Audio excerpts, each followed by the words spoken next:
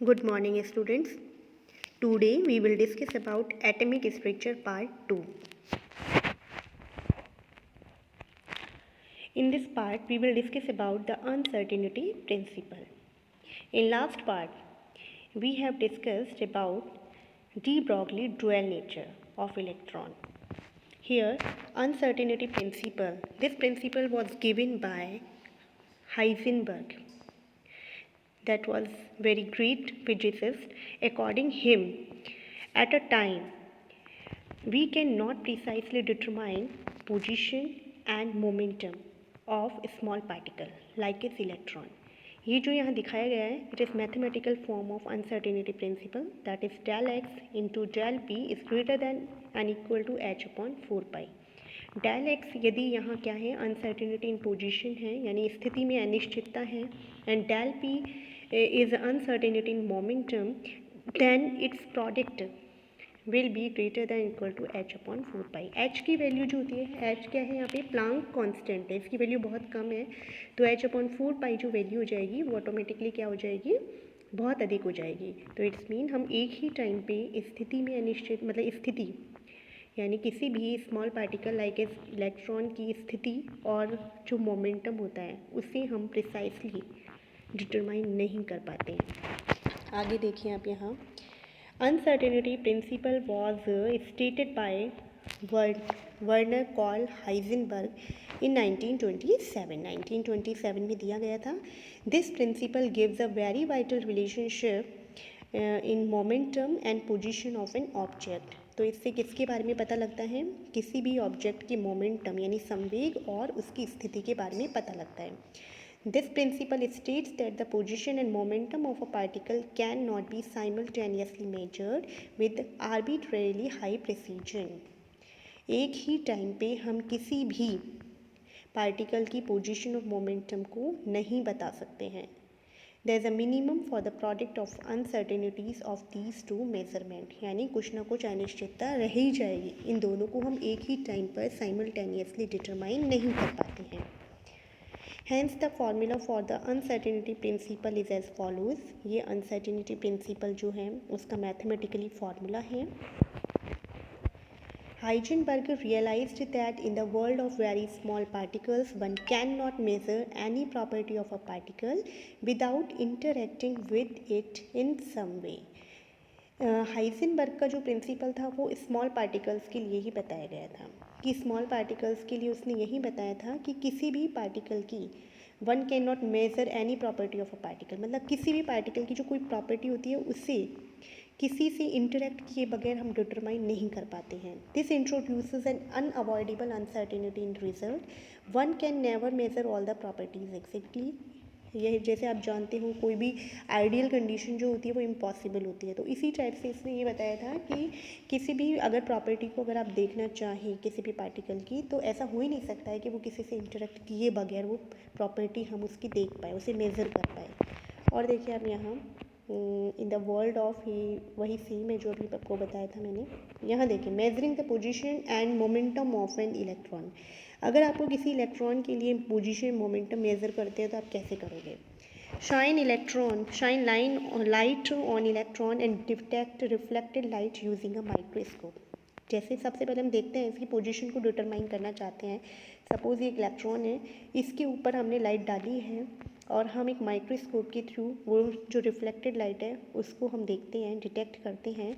तो minimum uncertainty in position is given by the wavelength of light. So to determine the position accurately it is necessary to use light with a short wavelength. यानी हम इसकी position देखना चाहते हैं, position को determine करना चाहते हैं एक्यूरेटली, तो हम जो इसके ऊपर लाइट डाल रहे हैं वो लाइट हमें यूज़ लेनी होगी शॉर्ट वेवलेंथ की. Short wavelength it's mean high energy की. अगर हाई एनर्जी की लाइट है तो इससे क्या होगा, तो उसका जो मोमेंटम होगा वो बहुत हाई हो जाएगा. हाई एनर्जी अगर किसी के ऊपर पड़ रही है, का फोटोन अगर उसके ऊपर इंसिडेंट हो रहा है, तो वो क्या होगा, उसका मोमेंटम जो होगा उसकी वेलोसिटी ज़्यादा इंक्रीज़ हो जाएगी.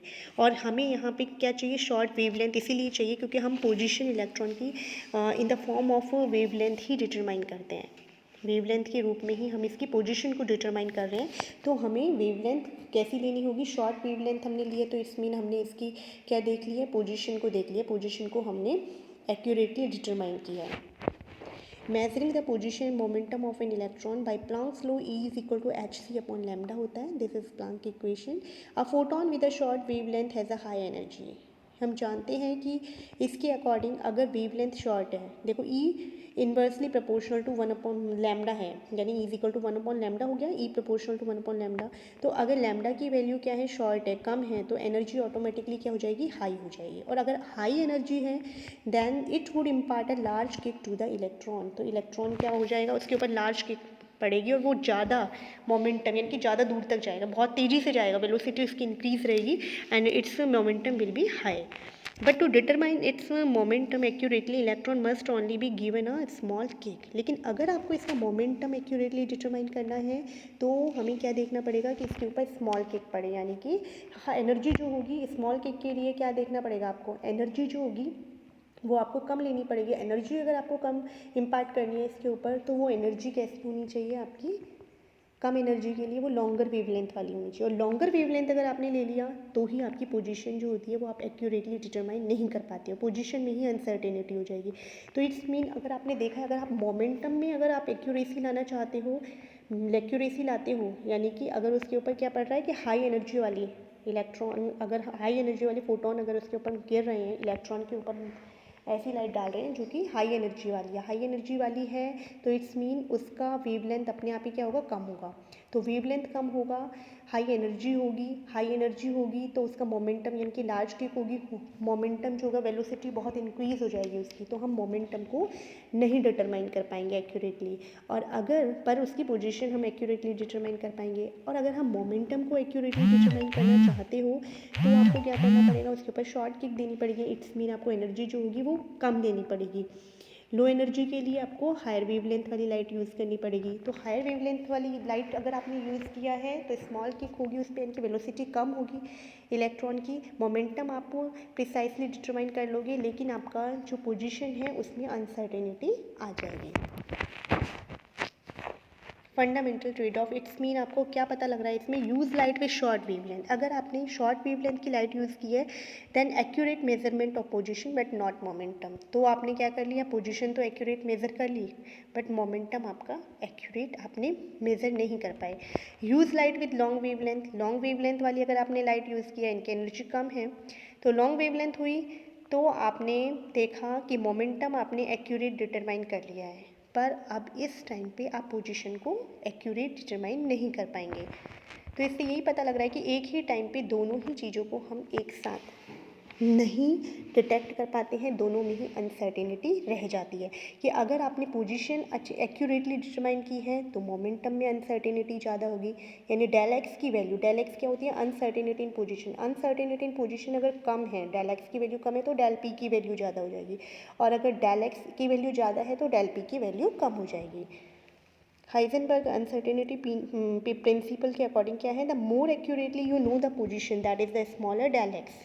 स्मॉलर डेल एक्स का मीन क्या है कि अनसर्टेनिटी इन पोजीशन कम है, लेस है, तो आपने पोजीशन को क्या कर लिया, एक्यूरेटली डिटरमाइन कर लिया। The less accurately you know the momentum, तो आप मोमेंटम यानी डेल्टा पी की वैल्यू क्या हो जाएगी, हाई हो जाएगी, एंड वाइस वर्सा इसी तरह से इसका उल्टा कर लीजिए आप, डेल एक्स की वैल्यू अगर हाई हो गई तो डेल पी की वैल्यू कम हो जाएगी। It is impossible to know both the position and momentum exactly. It's mean क्या होता है कि आप दोनों को एक ही टाइम पे एट अ सेम टाइम दोनों को एग्जैक्ट आप डिटरमाइन कर ही नहीं पाते हो, यानी कि del X is equal to zero and del P is equal to zero हो, ऐसा इम्पॉसिबल होगा। The uncertainties del x and del p are inherent in the physical world and have nothing to do with the skill of the observer. As are very small, these uncertainties are not observable in everyday life. ये आपका mathematically form ही बता रखी है। This is del X is uncertainty in position and del P is uncertainty in momentum. Heisenberg uncertainty principle energy और time के लिए भी हम देख सकते हैं। ये जो हाइजेनबर्ग अनसर्टेनिटी प्रिंसिपल है, पहले हमने किसके लिए देखा था, पोजीशन एंड मोमेंटम के, रेफरेंस में देखा था, अब यहाँ एनर्जी और टाइम के रेफरेंस में हम देखेंगे। ये दो कॉम्प्लीमेंट्री वेरिएबल्स के रूप में ही दिखाया जाता है। जैसे कॉम्प्लीमेंट्री वेरिएबल्स हो गए पोजीशन, मोमेंटम, यहाँ हो गया एनर्जी एंड टाइम। इस तरह से इसमें भी देखिए del E is equal to del E क्या हो जाएगी यहाँ पे uncertainty in energy, and del T is equal to क्या हो जाएगा अनसर्टेनिटी इन टाइम।